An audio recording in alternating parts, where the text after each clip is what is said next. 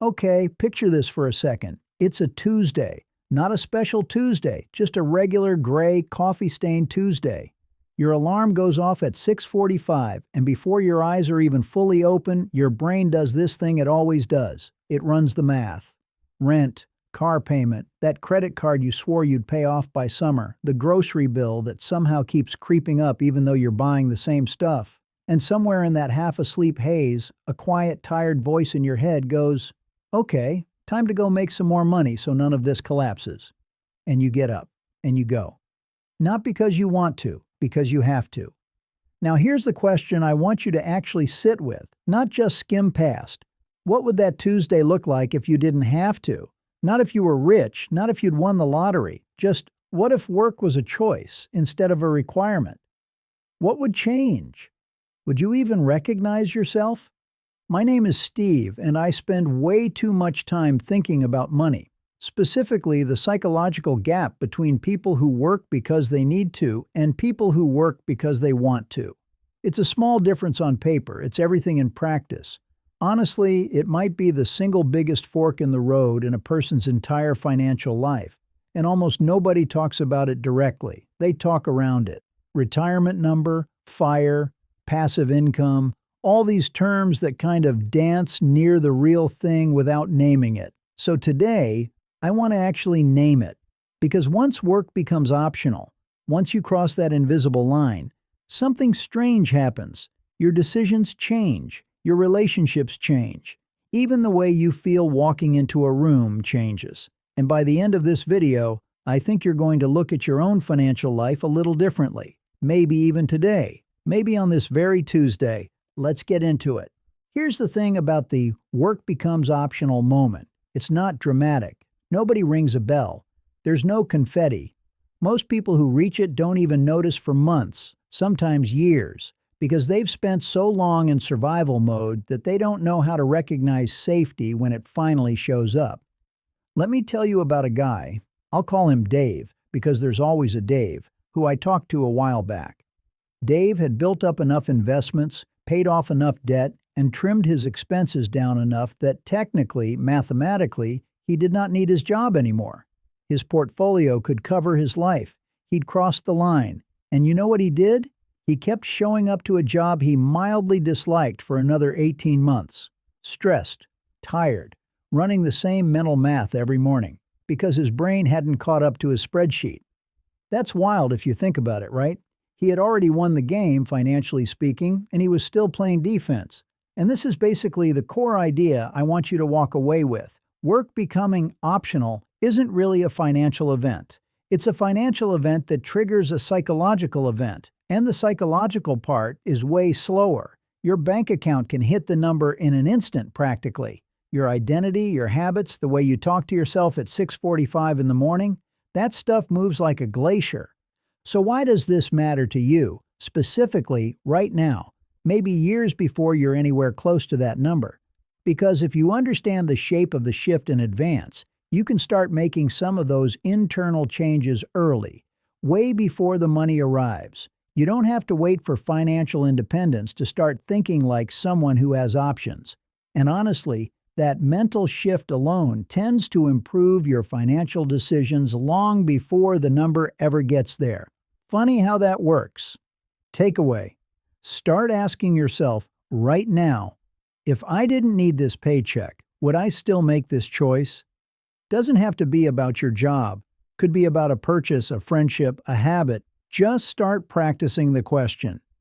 Okay, here's a metaphor I use a lot, and I know metaphors can feel a little cheesy, but bear with me because I think this one actually lands. Imagine money, for most of your working life, as a kind of pressure valve, like the thing on a pressure cooker. It's hissing constantly. Not necessarily loud, not necessarily obvious, but there in the background always. Bills, emergencies, that nagging feeling that you're one bad month away from real trouble. When work becomes optional, that valve just stops hissing. And here's what nobody tells you. The silence is almost louder than the noise was. People who reach financial independence often describe this weird disorientation, like their ears are ringing from an alarm that just shut off.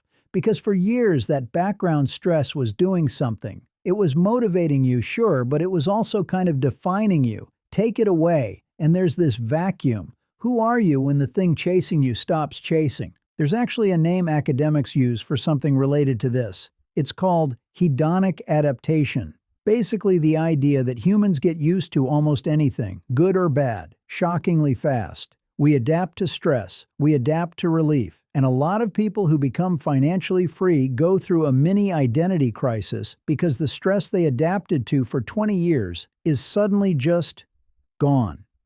I think about this like someone who's been walking uphill their whole life, leaning forward out of habit, and then the ground goes flat. They stumble, not because the flat ground is hard, because their whole body forgot what flat ground even felt like. Why does this matter to you today, even if financial independence feels like a distant fantasy? Because the anxiety you feel about money right now isn't just about the numbers.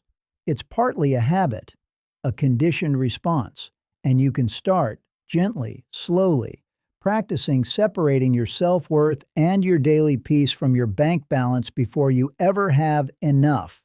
You don't need 7 figures to stop treating every purchase like a small emergency. Takeaway. Try this. For 1 week before every purchase over, say $20, pause and ask, am I making this decision from fear or from choice? You'll be surprised how often the answer is fear. Just noticing it is the first step toward loosening its grip. Nobody warns you about this one, and honestly, I think it's the most underrated part of the whole conversation. When you no longer need your job, you start to notice which of your relationships were quietly propped up by convenience, proximity, or shared complaining about work. That coworker you got lunch with 3 times a week, was that friendship or was that survival bonding? Sometimes it's both. Sometimes it's neither, and that's a hard thing to sit with. But it goes further than coworkers. When money stops being a source of pressure in your life, you also start noticing which of your personal relationships were shaped by financial dependency, financial competition, or financial anxiety being used, sometimes unconsciously, as a kind of glue. I'm not saying this to be cynical.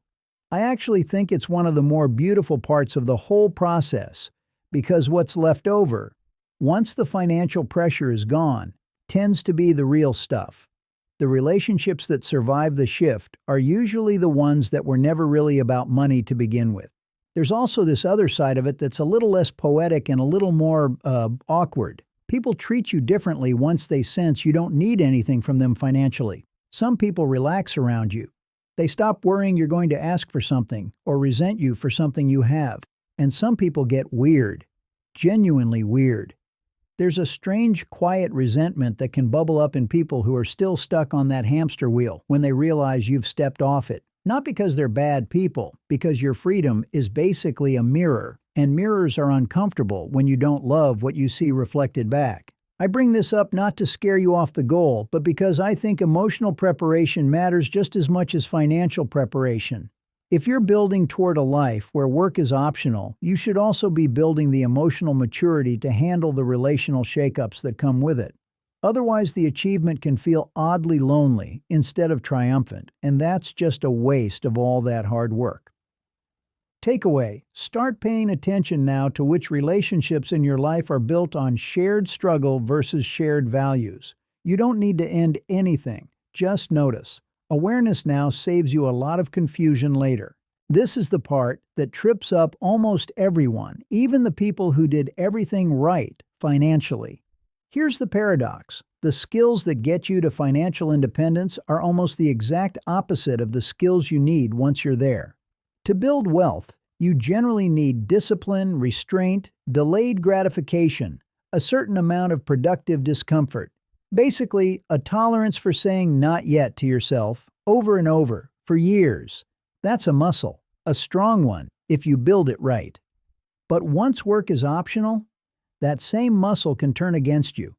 People who spent 2 decades being frugal, disciplined, careful with every dollar, often really struggle to actually spend and enjoy the freedom they built.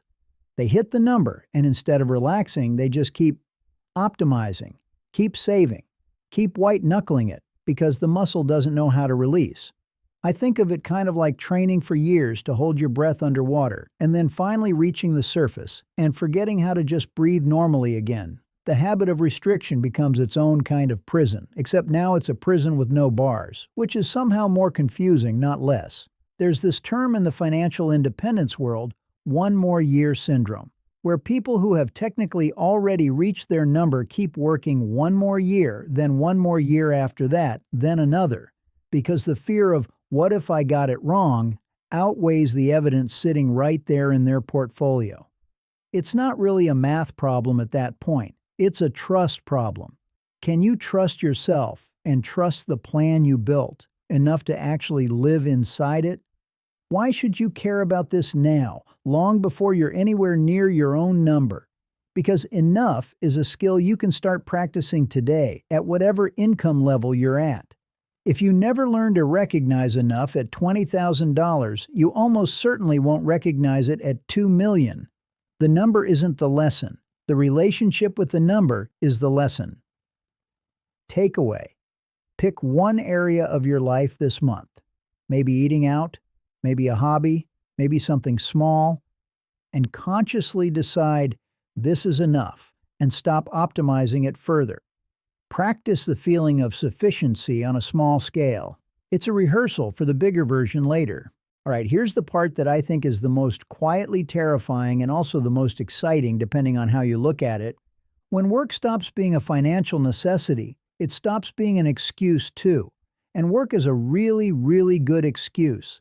It's the reason you didn't call your mom back, the reason you didn't write the book, or learn the guitar, or take the trip, or fix things with your brother. I'm just so busy with work as one of the most socially acceptable ways to avoid facing your own life. I say that with love, because I've done it myself more than once. Take that excuse away, and suddenly you're face to face with a question a lot of people spend their whole lives avoiding. What do I actually want to do with my one finite ticking clock life? Not what do I need to do to survive. What do I want to do, given that I don't have to do anything? That's a genuinely disorienting question.